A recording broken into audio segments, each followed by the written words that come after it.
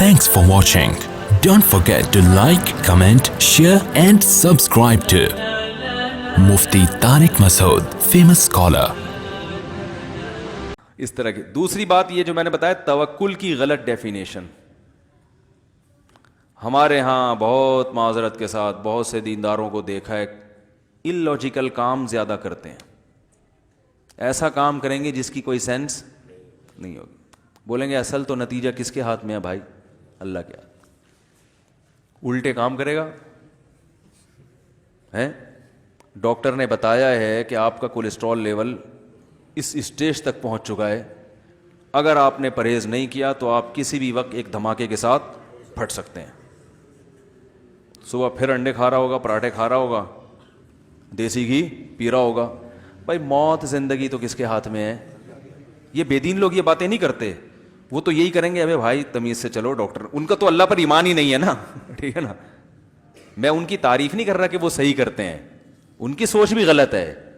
اس لیے کہ اگر سب کچھ ڈاکٹروں سے ہی ہو رہا ہوتا تو یہ ڈاکٹر جو آپ کو مشورہ دے رہا ہے خود کیوں مر جاتا ہے؟ ٹھیک ہے نا. خود دھماکے سے کیوں. کئی ڈاکٹر ایسے ہیں جو لوگوں کا کولیسٹرول لیول جو ہے نا بالکل بیلنس کرتے کرتے اپنا آؤٹ کر دیا انہوں نے. سب کچھ سیٹ چلتے چلتے بھی وہ مشہور ہے نا کہ جب انسان کی شامت آتی ہے تو اونٹ پہ بیٹھے ہوئے آدمی کو بھی کتا کاٹ لیتا ہے. حالانکہ کوئی لاجک بنتی نہیں ہے اس کی. لیکن ہم تو اس کے مکلف ہیں کہ ہمارے کام کی لاجک ہونی چاہیے. تو اب کیا ہوتا ہے کہ توندے بھی نکلی ہوئی ہیں. ایک تو قدرت کی طرف سے پیٹ نکلتا ہے انسان کا, وہ تو اللہ کی طرف سے ہے. وزن بہت سے لوگوں کا بڑا ہوا ہوتا ہے. صحابہ میں بھی بہت سے ایسے تھے جو ان کا ویٹ زیادہ تھا, پیٹ بھی تھا بعض صحابہ کا. وہ قدرت کی طرف سے ہوتا ہے. لیکن اپنی حماقتوں سے پھر بیماریاں آ رہی ہیں, شوگر آ رہی ہے, بلڈ پریشر ہو رہا ہے, کوئی پرہیز نہیں, کوئی کھانے پر کنٹرول ہی نہیں ہے. اللہ کی نعمت ہے اور شکر ادا کرو. اللہ آخر میں شروع میں بسم اللہ پڑھو, آخر میں الحمدللہ لطامہ پڑھو تو کوئی نقصان نہیں ہو. جو صبح یہ دعا پڑھ لے بسم اللہ الذی لا یضر مع اسمہ شیء فی الارض ولا فی السماء وهو السمیع العلیم, حدیث میں آتا ہے شام تک اسے کوئی نقصان نہیں ہوگا. تو یقیناً نہیں ہوگا. لیکن جو اس کا یہ مطلب تھوڑی ہے کہ اب آپ پر جو احتیاطیں واجب تھی وہ بھی آپ کو پتہ ہے اس گلی میں پاگل کتا گھوم رہا ہے, پھر آپ کو میں بسم اللہ الذی لا یضر پڑھ کے گلی سے گزروں گا.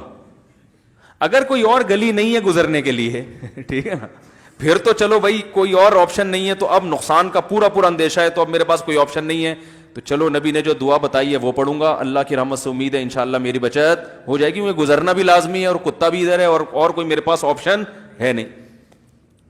لیکن 10 گلیاں اور ہیں, پاگل کتا اس گلی میں ہے, تو آپ 100 دفعہ دعائیں پڑھ کے گزر جائیں تو پھر آپ گزریں گے تو اللہ کی قسم وہ کتا اتنا پاگل نہیں ہوگا جتنے پاگل آپ ہیں.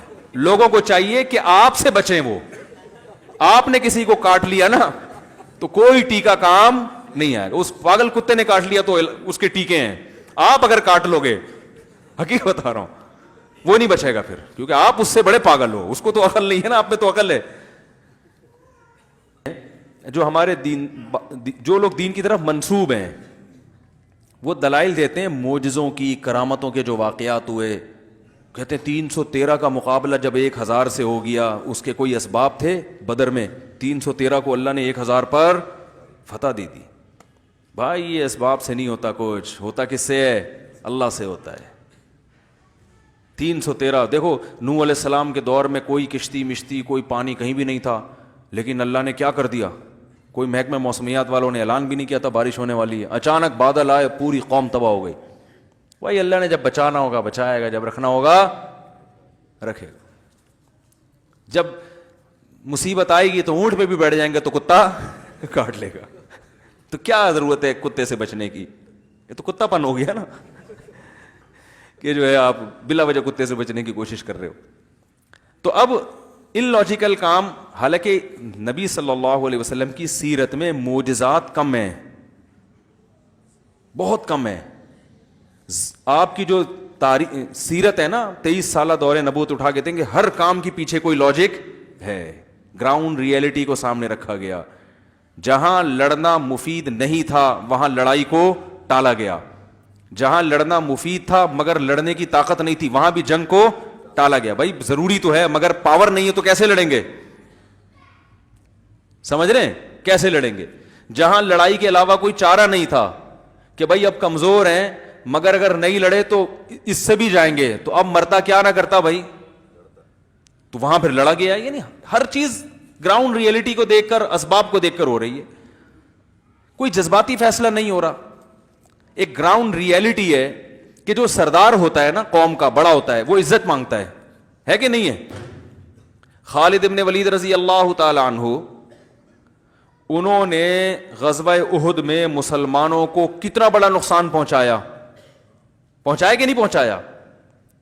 ہونا تو یہ چاہیے تھا، ہم اگر ہوتے ہم کہتے کہ یہ بس ہاتھ میں آ جائیں کسی طریقے سے، ان کو تو چھوڑنا ہے ہی نہیں. احد میں جیتی ہوئی جنگ ہارے ہم ان کی وجہ سے، ابو سفیان اور خالد ابن ولید، یہ دو حضرات تھے جن کی وجہ سے مسلمان جیتی ہوئی جنگ ہار گئے، اور نبی کے سگے چچا شہید ہو گئے، 70 بڑے بڑے صحابہ شہید ہو گئے. اور اس میں سب سے بڑا کردار کن کا تھا؟ حضرت ابو سفیان اور حضرت خالد بن ولید کا. تو ہم ہوتے ہم کہتے بھائی ان کو چھوڑنا ایسے ہے جیسے گستاخوں کو معاف کرنا. ہم یہی کہتے ہیں نا، ان کو نہیں چھڑیں گے. پنجاب میں ہوتے تو ہم کہتے چھڑا مر جاؤں گا، چھڑوں گا نہیں چھڑیں گے. لیکن اگر آپ صلی اللہ علیہ وسلم یہ سوچتے کہ یہ تو جہاں ملے ان کو مار دو، تو کیا ہوتا کہ بھائی میرے پاس جو پوری دنیا بھی ابھی ہم نے اسلام کا جھنڈا قائم کرنا ہے، تو ہمارا پاس لڑنے کے لیے لوگ کون ہیں؟ یہی ہے نا قریش کے لوگ. کیا خیال ہے بھائی؟ اتنے افراد کہاں سے لے کر آئیں گے؟ اگر انہی کو سارے ظالموں کو مار ہی دیں گے ہم، تو میرے پاس تو اتنے تھوڑے سے لوگ ہیں لڑنے کے لیے. تو بہتر نہیں ہے کہ ان کو کسی طرح اپنا بنانے کی کوشش کی جائے؟ حالانکہ کتنا بڑا، کیا جذبات ہوں گے، نبی کے سگے چچا کی ٹکڑے پڑے ہوئے ہیں کیسا. لیکن آپ صلی اللہ علیہ وسلم کیا کر رہے ہیں کہ بھائی آپ نے خالد ابن ولید کو پیغام پہنچایا. پتا تھا سردار ہیں یہ، تلوار کی زور سے ان کو اسلام میں لانا مشکل کام ہے. تو آپ صلی اللہ علیہ وسلم نے صلح حدیبیہ کے بعد خالد ابن ولید کو پیغام پہنچایا کہ دیکھو خالد ابن ولید جیسا سمجھدار آدمی ابھی تک اسلام میں داخل نہیں ہوا، یہ ہماری سمجھ میں نہیں آتا. اور فرمائے تم ہمارے پاس آؤ گے تمہیں عہدہ بھی ملے گا، عزت بھی ملے گی.